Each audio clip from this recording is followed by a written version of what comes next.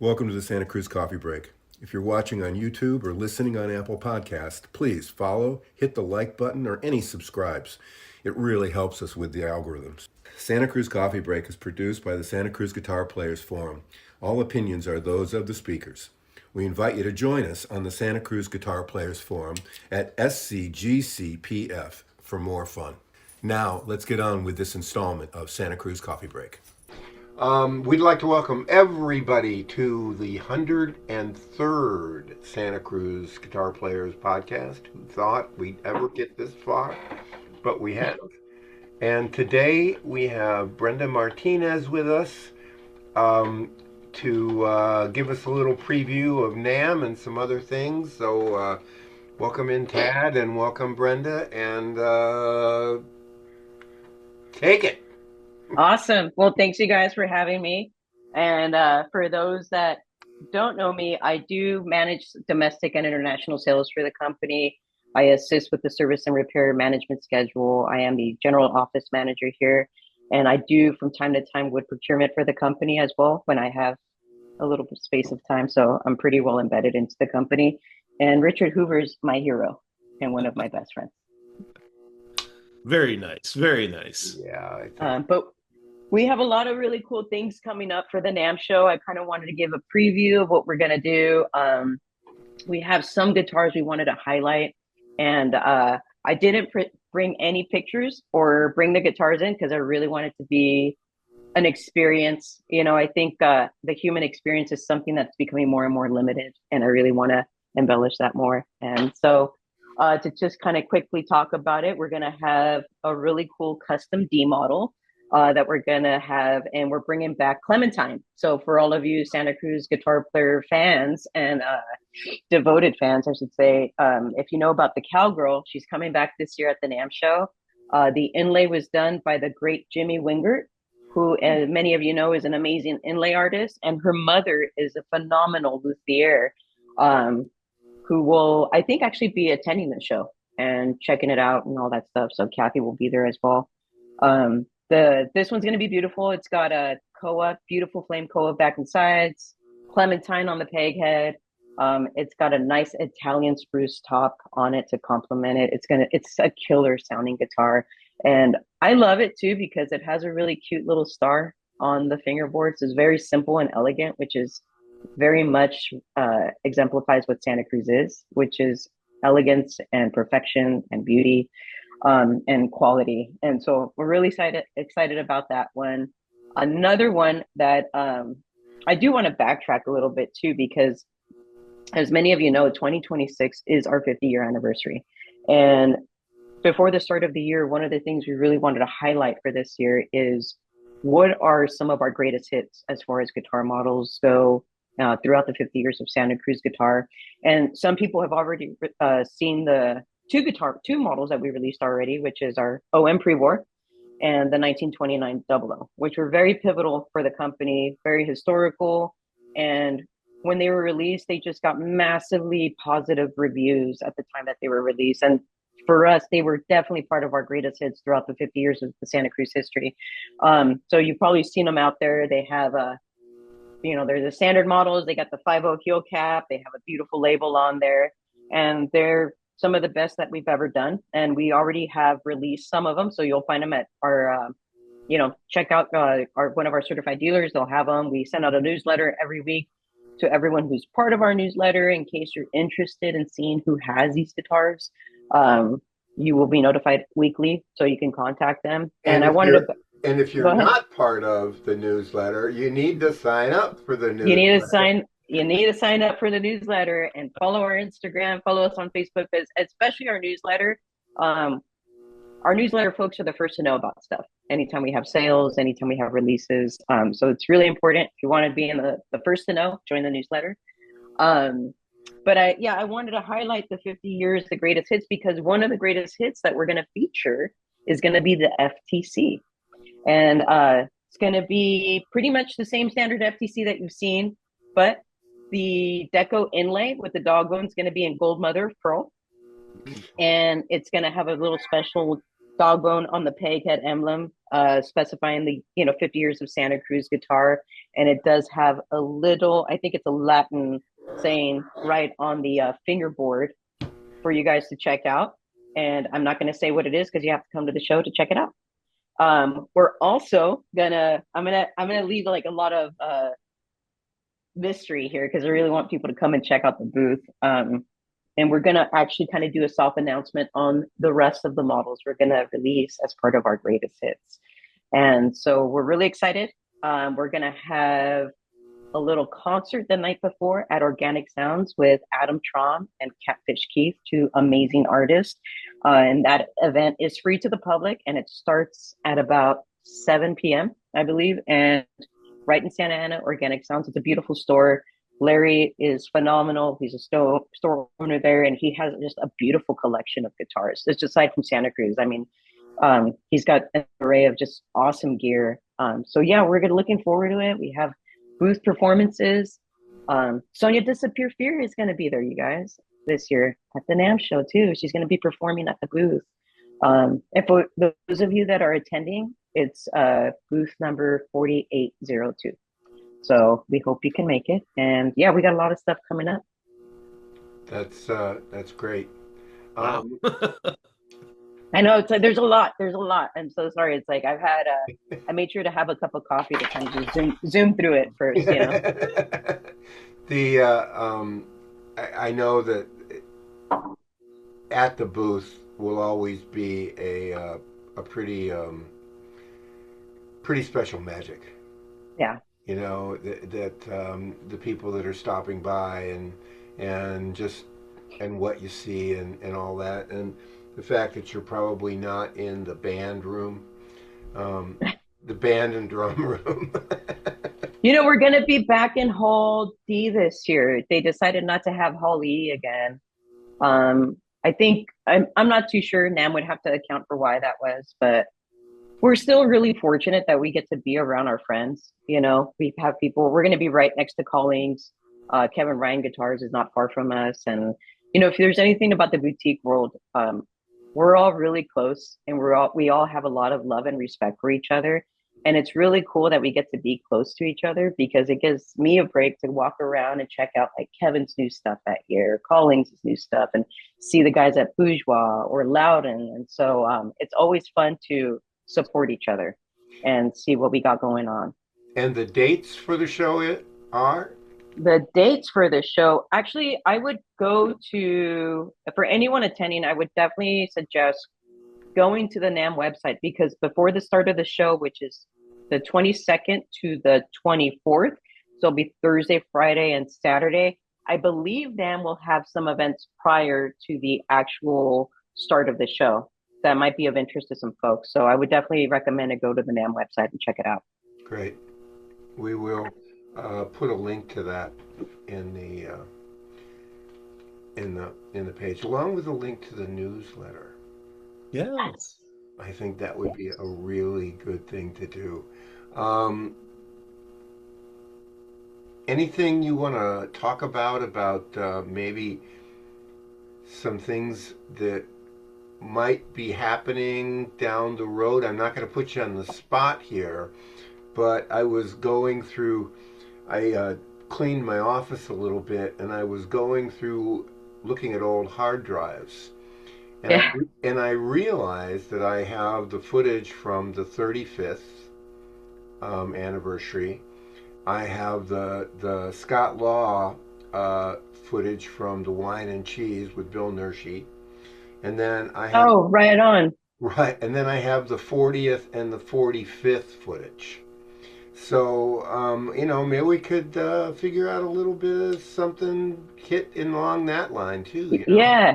I would love to check all that stuff out too, because for the last couple years, I've definitely been collecting an archive of the company's history. I mean, I think I even have a lot of photos of when Richard was a kid with his family and his siblings, great. Which is really, it's like a really beautiful origin story. I just, one of the editors of Bluegrass Unlimited actually emailed me some photos too recently of the shop when it was back on the west side of Santa Cruz. And it actually has a very, very young Tony Rice with like a polyester shirt standing outside of the shop on the west side. It was really cool. So yeah, if you got any of that, we'd love to check it out and highlight it. You know, 50 years is quite an accomplishment, and all of us have a lot of love and respect for Richard, and we just really want to show his artistry over time. And still, you know, it's crazy at this season of his life, Richard still is so innovative and so creative still. And so it's something to really admire and to aspire to. So I really want to highlight that. I'll plug the YouTube site a little bit, and Yeah. I'm trying to figure out how to get this information out. But over the last couple of months, um, we've used, I hate to use the word, but we've used AI to go through and transcribe Yeah. all 103 podcasts along with summaries. And it's pretty amazing when you start looking back and you see how many times Richard has talked about different types of wood, or or you know, how this happened, or just some of these really amazing stories. And I'm just trying to figure out how to find an archive, where to post an archive that they could just look at the summary and say, yeah, I want to listen to 8, and I want to listen to 41, and I want to listen to 53, and oh yeah, Yeah. this one was exciting too, No, so for sure. so that's especially for the 50th. It's a really, really interesting thing. The project was really fun to do, to go back all the way from the very beginning, first podcast, with 4 of us sitting around the front office, Yeah. eating lunch, which was, the whole name of the podcast, but it was, lunch with Otis, and it amazing how COVID changed it. Yeah. You know, And I think you need to let people know that the Lunch with Otis came from the guitars that Richard did in the early days. He signed as Otis B. Rodeo. And so, if you have a very early Santa Cruz guitar and you stick a mirror in there and you see the luthier signature Otis B. Rodeo, that means the top was voiced by Richard.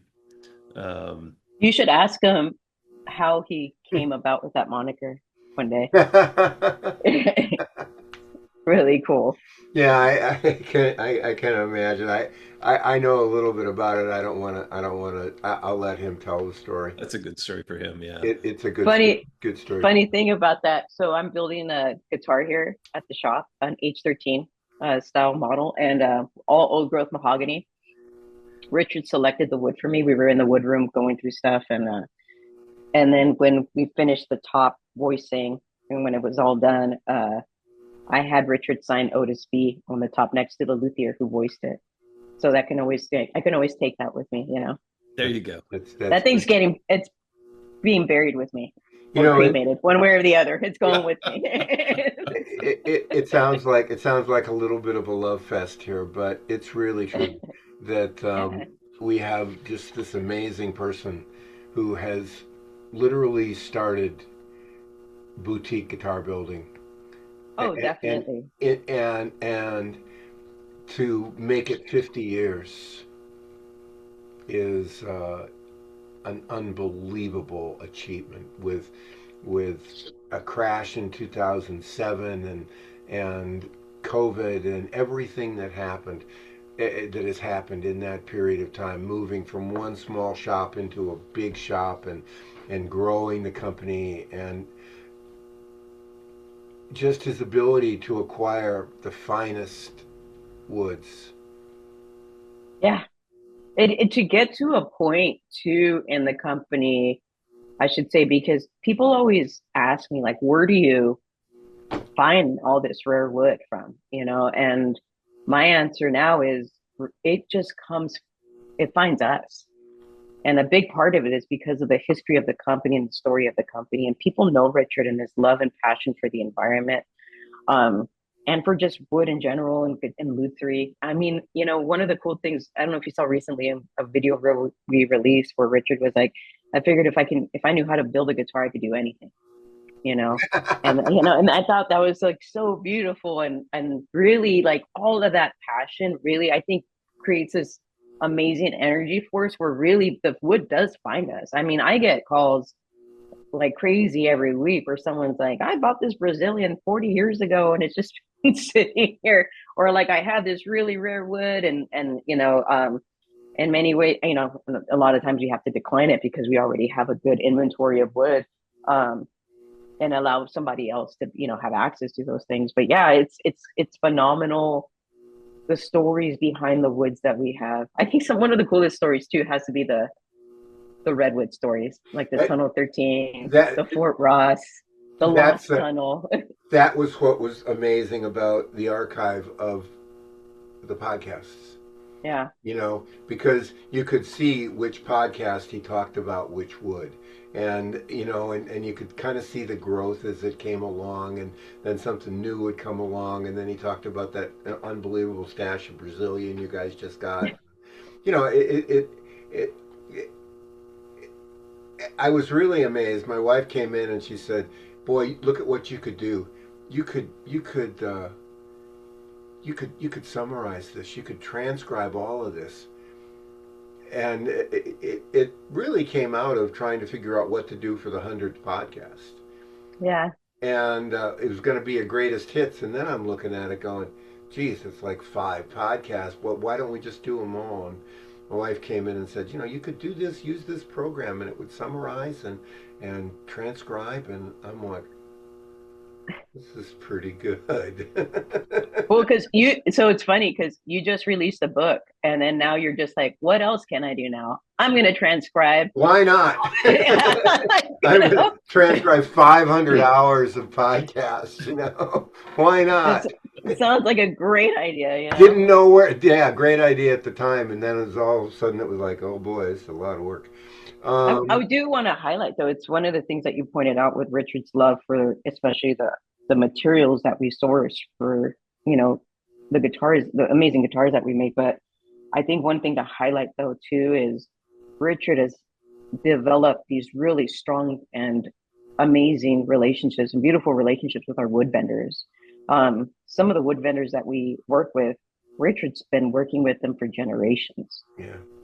So that I think is really, and they know Santa Cruz guitar very well, that they know that we will reject anything that does not meet our standards. So they are very, very meticulous and careful about picking out our tops, picking out our back and sides. So Richard it's quite amazing to see just that history and connection and carrying it on too, and being connected with all those people as well. I mean, I'm very blessed and privileged in that sense. So. And to blow your own horn a little bit, you're going to be part of the second Women in Luthiers. Yeah, we're having a panel at NAMM. I'm going to be moderating a panel, and I'm going to actually make the announcement soon on our newsletter, on our social media pages about the women on the panel. It's going to be at the NAMM show Friday at 4:30. And like I said, I'll post highlights, but this is the second year. We're going to, we got accepted to do it. And I'm just there as a moderator. And it's really to highlight these amazing women in lutherie, and the boutique world and the non-boutique world. And I'm really excited. We did one last year. We had a really good feedback from some folks. And it's funny, these last couple of years, I've done a lot.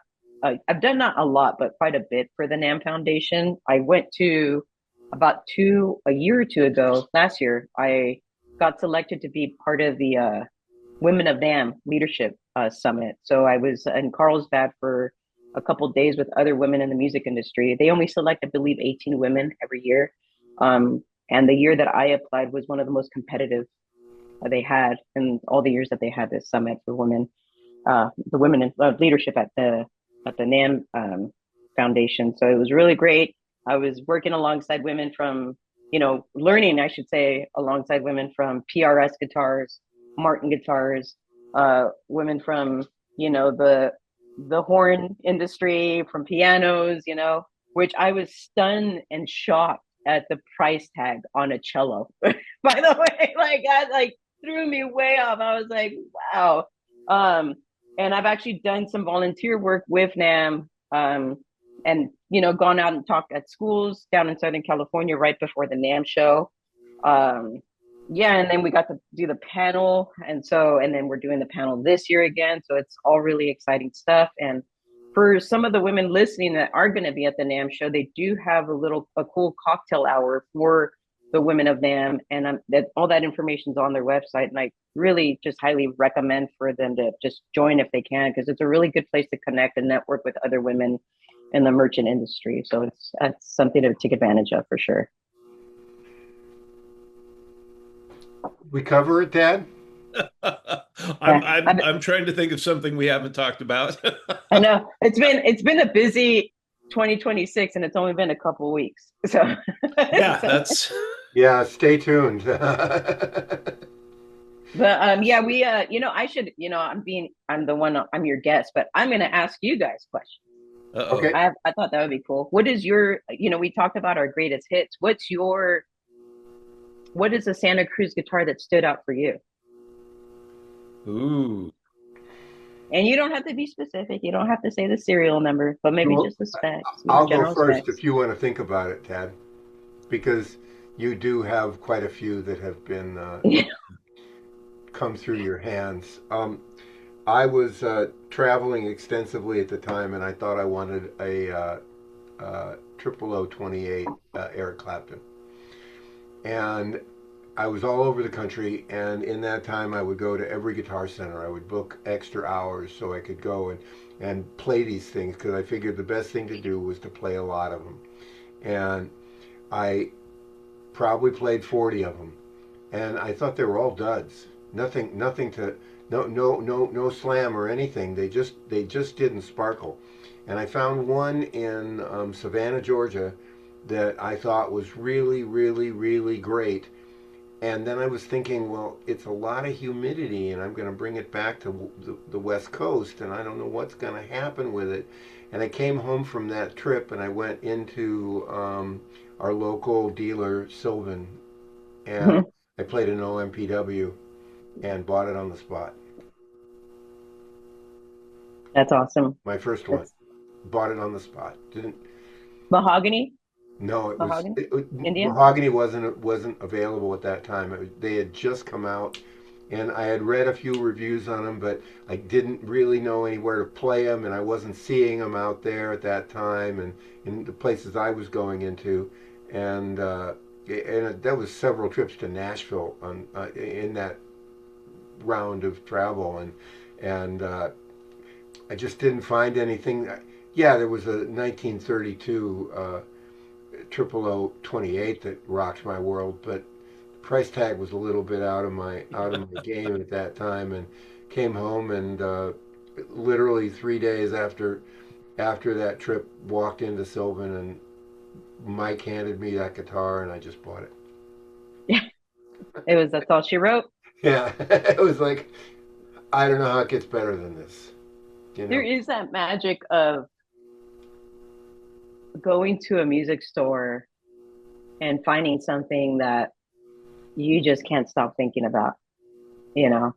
It's like meeting someone that's special. You just, you can't get them out of your head. And I think it's the same thing with guitars or instruments in general. Because they're an extension of us as a player, really, and when you can find a great communicator, and I think that's really, I don't know, there's something magical about that. So I get that, because I was just at Sylvan a couple weeks ago, and I won't say the name or brand of the guitar, but I found one that I couldn't stop thinking about, and I'm gonna be picking it up hopefully next month after this whole NAMM debacle. Yeah. Um, so, Okay, but Tad, your turn. Tad, your turn. You know, I have a few Santa Cruz guitars that are really special to me just because of what they are. Um, I have D number two, Oh um, wow. which is, it's just cool to think that this is one of the first guitars that came out of the factory. I know you guys know where D number one is. Um, but this is a guitar that's been, according to Richard, it's been through car crashes, house fires, burglaries, you name it. And you guys have kept it together. It's not necessarily pristine, but it's still a very good musician's instrument. Um, I have the first OMPW you guys built. No way. Koa back and sides, Sitka top. The only reason I found that out was there was an old Buffalo Brothers or something newsletter, and it listed the serial number and said, this is the first of this new change in bracing Santa Cruz is doing. Hmm. And it's an amazing sounding guitar. Oh, that must sound killer with Yeah, Koa. Oh, yeah. that's cool. And then I have like FTC, I think it's number 17. It's the one after you built for Eric Clapton. Yeah. And that was the first FTC I got. Um, and it's maple and cedar, which is really kind of unusual. Yeah. I remember hearing Richard talk at a show about how maple and cedar's got to be one of the worst combinations, and I'm like, really? And it is a very unique sound, but it's pretty cool. But I had to think about it. We have a little getaway house, and I wanted to leave a guitar up there that, just to have it there. And I took up just a basic Santa Cruz OM, East Indian Rosewood, Sitka top. It is sunburst, which is pretty. And every time I go up there and I pick that guitar up, it's just like, this is all I need. This is everything that you really need to just play and enjoy and have fun. Um, it doesn't make me want to give up my other guitars, but yeah, that's one of the ones that's really special to me. I got a few of them, as Richard has led on, and You've got an OM, you've got a Koa OM that vibrates the fillings in my mouth. that's the one. That's the first PW. It's a really, truly Yeah. an astounding guitar. You should post a picture of the back and sides on the forum. It is. That'd be really cool. That's the guitar that we use on the Oh, floor. really? Yeah, yeah, Oh, cool. Okay, yeah, awesome. yeah, that's the one we use. So there you go, folks. That's the one. Well, Brenda, thank you for your time, Of course. Yeah. and we'll catch up after NAMM. Yeah, definitely. There's going to be quite a few events that we'll be participating in throughout the year. And yeah, we can highlight that stuff coming up. We're really looking forward to the NAMM show. 50 years of Santa Cruz guitar is a pretty amazing accomplishment. Richard, if you're listening, we love you. We look, you're our hero. We admire you. And yeah, we're just really lucky to be a part of a special team of builders, admin staff. And that's another, I do want to end with this. It's like one of the things that Richard always taught us is the teamwork or team effort, and how, I think, and I'll just reflect back, one of the reels we released that Richard talked about how he said, not one person built a Santa Cruz guitar, not even himself. It was a whole team that put it together. And really, this company really thrives because we all work together really hard, from when you enter the shop, the people at the front desk, to the builders in the back, to the CNC operator, to the engineers, to the people who come and say hello, like everything. We're all a team here. And I'm really proud to highlight that. And for me, it's really special to pick up one of our guitars and play it, because I know every hand that touched that guitar, and it has a different meaning for me. So, and I'm really, really excited to share all that with you guys. And, please come to the Organic Sounds event. It's going to be fun, especially if you have questions about how do I get a Santa Cruz? Like, I'm the person to ask. Come on, like, if you have questions, it's like 425-0999. Yeah, exactly. I am really blessed that I get to spend a lot of time with Richard, and I've learned so much from Richard. And after 50 years of Santa Cruz, I think some of the best memories I will take away still, and looking back, and even just a couple years I've been with the company, is all the stories that Richard has shared with me on a plane, in a car, on our way somewhere, doing some gardening. Richard can tell you it's so funny. Richard can tell you the story of where he got a wood top, a set of wood from or a top from, and he'll tell you the whole history. Whenever you get to garden with him, he'll do the same with his plants. Like he will know the whole history and background, and you can just tell he is just so full of passion and love and creativity. And we're really excited to highlight that at the NAMM show. And I hope to see a lot of people there. And yeah, if you have any questions, 425-0999. 831. 831, excuse me. I know they're going to call Well, just we'll any get random some- area code. We'll get some links up there, and we really appreciate your time, and go Of out course. and have a beautiful day. Thanks, you guys. Thank you for your time. And then I'll be in touch soon. Thanks, you guys. Sounds good. All See right. ya. Bye-bye. Thank you. Bye-bye. We hope you enjoyed this installment of the Santa Cruz Coffee Break. For more music-related fun, please join the Santa Cruz Guitar Players Forum at SCGCPF or santacruzguitarplayers.com. If you have any questions or possible podcast topics, please contact us. If you have a product or service that you feel would be of value to our listeners, please consider adding your support and keeping the coffee pot on. Contact us for more information. We ask that you hit the like, follow, bell, or bookmark buttons so we can keep you informed of upcoming podcast episodes. We hope you enjoyed Santa Cruz Coffee Break. Now it's time to go play your guitar.